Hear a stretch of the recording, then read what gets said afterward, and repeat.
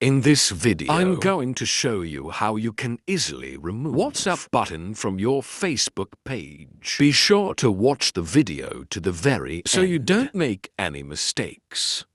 Let's get started, guys, and you need to open up Facebook app. Once it is done, just stop right here to go to menu. And then first of all, we need to switch from our main Facebook profile to our page. The easiest way to do so is just stop at that right arrow here, and then just select your page from this list.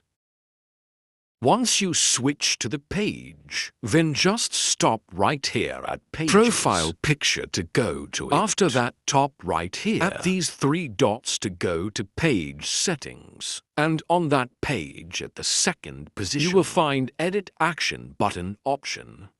Now I'm gonna tap on it. And here we have our WhatsApp button added to our page. It says send WhatsApp message here. And all we have to do now, in order to remove that button from our page, is just stop right here and remove button. As you can see, it's just been removed from here. And that's basically how it can be easily done. If this video was helpful for you, don't forget to hit the like button.